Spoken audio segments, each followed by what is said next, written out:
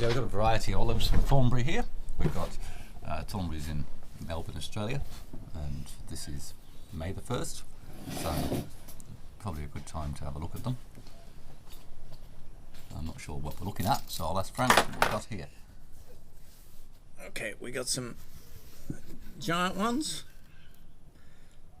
No name. No name giant Yeah. olives. Sorry, I'm not expert enough to know the different varieties. Someone might know it. These ones we do. These are the classic Kalamata Nice. that when processed taste just like butter. Oh, they're fantastic. Do you know what these are?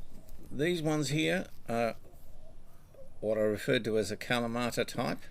There is a selection in Australia which is very similar to Kalamata. It eats like Kalamata, but it looks slightly different in the point of the fruit. That point that you're seeing there.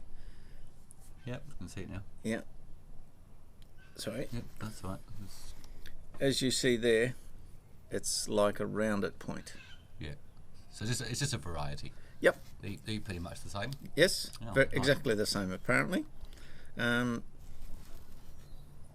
These tiny little things here, the closest probably is that Italian variety that is used for oil, which is called Frantoio.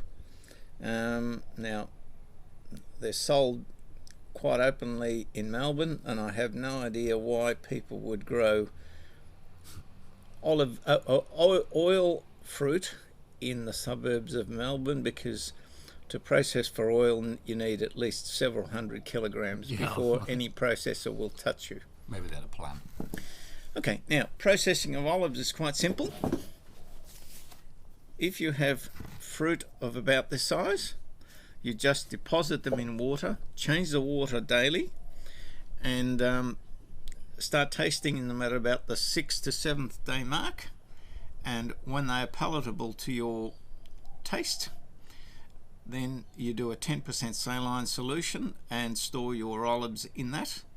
10% saline solution is simply 1 cup of salt, 10 cups of water. That's pretty easy. And to make sure that the salt dissolves in the water, boil the whole lot first, cool it, and then put it on your olives. Okay. Well, Now, that doesn't sound too difficult, does it? No, not at all. Bigger olives, to make sure that the bitterness leaches out, 1 cup down the length, and again back to the water.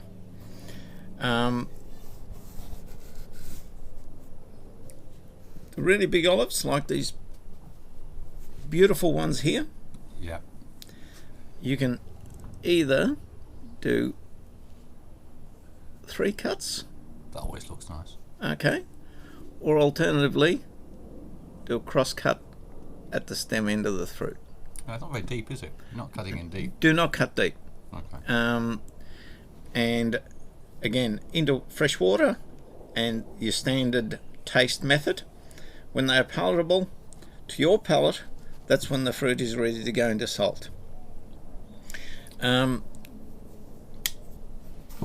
technique for processing I'll just move this stuff over here. olives which are beginning to ripen but still at the green stage. This gives you a rapid processing so that you can have some fruit to eat early in the season. Oh, so it's fast food, is it? Yes, fast food, exactly. We use a thumper, Yeah. which in this little lump of wood here, I have replicated the concave base of a 300ml or 330ml Beer bottle. Yeah. Reason you do not use the beer bottle is that if you use the beer bottle and it cracks on you, you're going to have a pile of poo-poo on your hands. You're going to go to hospital. Okay. Now, watch. Pip comes out, cast away the pip, you take these and into water again for the 5, 6, 7, 8 days or whatever until they're palatable to you. Once they are palatable to you, you can either store these in a saline solution or store them under oil. You can, Yeah, it's nice when they're under oil. Okay. In their own juice. in their own juice. You can also add flavourings to this. I'm not a fan of garlic at all, but you can put garlic. Well, I am. So You can. I like garlic. Good, Robert. Then I put garlic in there. put garlic.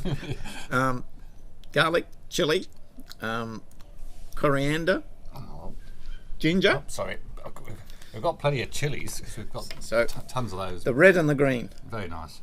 Beautiful. As I said, this is not a long keeping technique of processing olives, but it does give you something to eat very, very quickly, because these are edible within inside 2 weeks. Okay. Okay. So what's this made out of, this thing you've made here? Well, it looks like a nice piece of wood, that's all. This is a piece of I don't know what they're called elsewhere in the world. We call it here African firebush. The because of the deep red of the juvenile foliage, it's actually Photinia robusta is the botanical name of the plant. It just looks nice. It is absolutely awesome wood. Yeah, very good. Okay, we've covered those. Now, lastly, before we forget, fruit of about this size here. Let's put it on. Yeah. So Whoops. Sorry. Large fruit. Yeah, fully ripe black fruit. Yeah. This fruit, there's the last processing technique is that before I cut myself, you actually do cut it as well like that, and then put them on a table and mound salt over the top. After a week and a half, again, you do your taste test.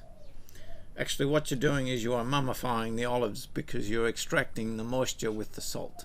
It's exactly the same process. Like the dried, Yes. the dried olives. Yes, exactly the same process as the Egyptians used to do the mummies.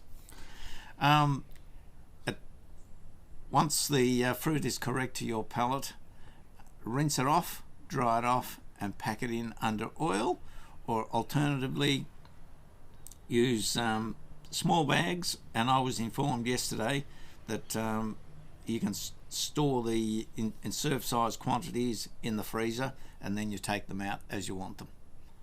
That's it. I think that covers olives, doesn't it? That's the So mystery we've got of a few olives gone. How many olives do you think we're going to get in this area in this next few weeks?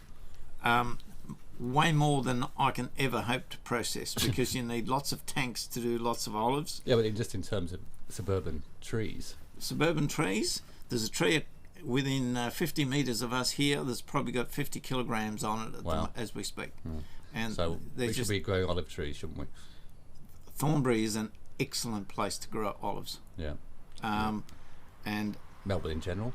Melbourne in general, absolutely. We are blessed with a Mediterranean climate. Look at the ooze here, and you can't see it through the camera, but my hand is already sticky as all get out because of the oil that's come out of this olive. Wow. Okay, I think we've covered olives, and we'll do another post later. Brilliant. See ya. Thanks, Frank. Thank you, my man.